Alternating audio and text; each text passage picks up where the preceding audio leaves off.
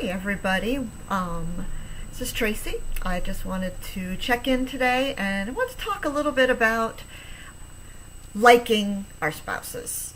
This week's blog post was all about loving your spouse unconditionally, but sometimes we don't exactly like our spouses. I mean, maybe they had a bad day at work or they're cranky about something and they say things or do things that annoy us and we just feel like, what's wrong with you?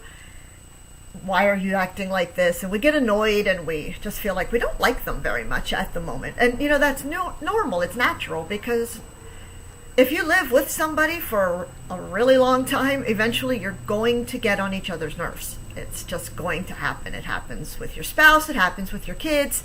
When you were growing up, it happened with your parents. So it's a normal thing to feel that way. But the question is, what do we do when this is going on for more than just like a day or two? Sometimes we get hurt because they disappointed us or they said something that made us angry. Well, we've all been in places maybe with other couples when they were having a little bit of an argument and there was maybe just too much bickering going on.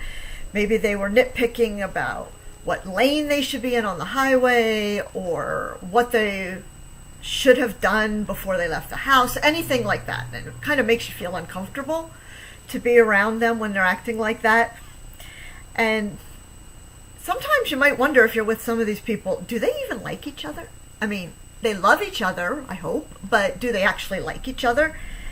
And hopefully this is not the norm in your marriage, though. I mean, it's okay to be annoyed with your spouse once in a while, but have you fallen into the trap of constantly nitpicking at them and, picking out little things that are annoying you or holding grudges about the way that they acted or what they said on a day when they weren't feeling good or something like that?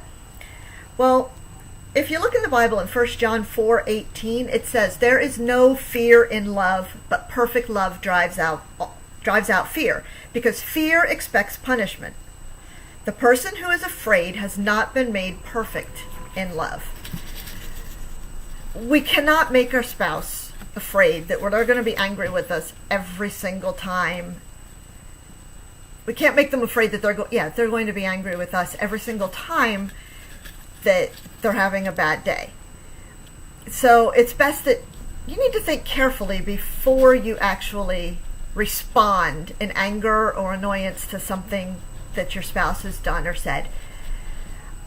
So today, a couple of ideas. Just focus on your spouse's positive points. What are the things you like about them? Focus on that, and the atmosphere is going to change. The number of arguments is going to reduce. Don't complain that they didn't get the dishes as clean as you wanted them, or they didn't do the laundry the way you would. Just thank them for doing it. Also, learn to communicate better.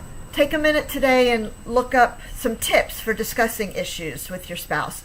And try to use one of those to make your point instead of any yelling or finger pointing. Ask what you want. Ask for what you want in a civilized and diplomatic way, and you'll make better progress in your marriage. Also, don't think back to the way your spouse used to act. They've changed over the years, and so have you.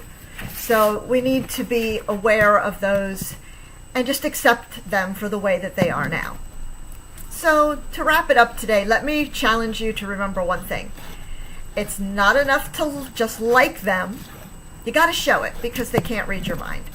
So make a decision today that you're going to make an effort to be respectful and caring, accepting, generous, and compassionate, even when they're not acting in a way you might like. So decide, make up your mind. You're not going to let the annoyances of every day ruin your marriage. And tell your spouse today that you not only love them, but you like them, and watch their reaction. Give them a big hug and see where that goes.